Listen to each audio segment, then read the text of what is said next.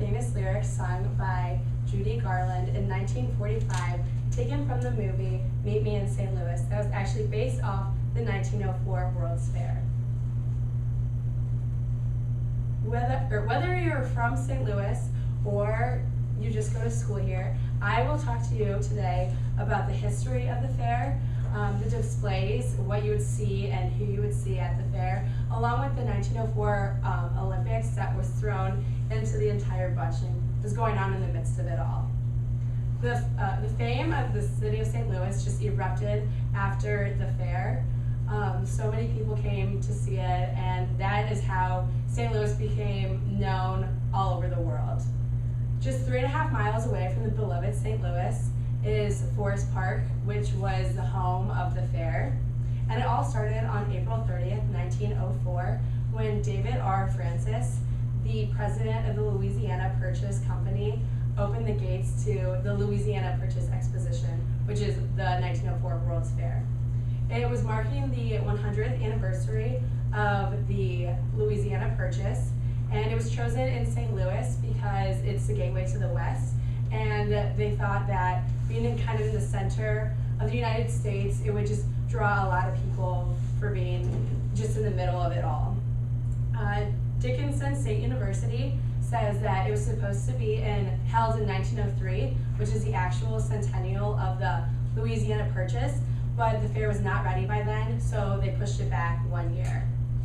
In 2006, Montgomery stated that St. Louis raised $5 million in order to build the fair and everything, and that $5 million was then matched by the government, and then it was also helped through city subscriptions. They turned an entire woodland park into a sparkling city. They built 1,500 buildings, and it took 10,000 laborers to transform the 1,200 acres into classically inspired buildings, waterways, gardens, and the avenues that we see today. The author Sarah Sick in 2004 said that it took years to develop the surrounding neighborhoods, it took so long to improve the water supply, and just to clear the park in general. People came from all over the world just to come and see the fair. When it opened, there were 200,000 visitors the very first day, and every day since then, there's an average of 100,000 visitors. By the time it closed on December 1st, 1904, there was more than 20 million people that visited the fair. 62 countries, 43 out of 45 states, and 5 American territories all had exhibits throughout the fair. They were down the mile long arcade known as the Pike.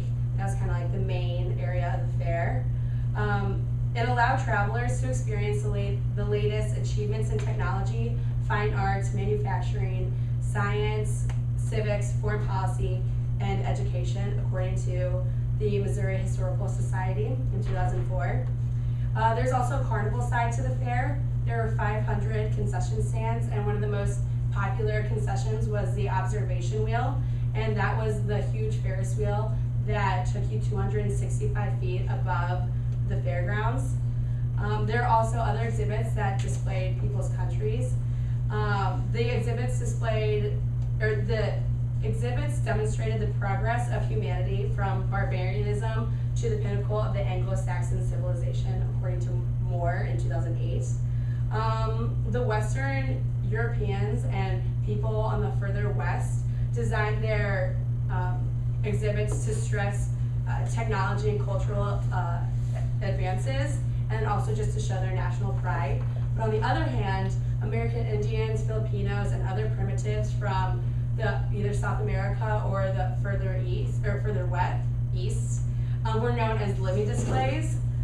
This is blatant racism today for them having living displays, but back then it just reaffirmed the basic belief of superiority of the industrial civilization, according to the Missouri Historical Society in 2004. But that was not the only act of racism at the fair. There were also some in the Olympics, but I'll get into that later. The Olympics were also held in the middle of the fair. They were from August 29th to September 3rd. They were actually held in our neighboring university, Washington University. There is 117 athletes, 117 athletes from 10 different countries. It was originally supposed to be in Chicago, but there is not enough money in their budget. And people then realize, researchers say, that if given a choice, the athletes would choose St. Louis over Chicago because the World's Fair was there as well. So then the rights were given to St. Louis, and that's why the Olympics were here. There are also a thing called Anthropology Days. That was from August 12th to 13th. This is the next form of racism. It's where minorities, aboriginals, or natives from various lands who were present at the physical culture exhibits could compete. They competed by throwing bolos, mud fighting, and climbing grease poles. Obviously nothing that the white people would have done in the regular Olympics.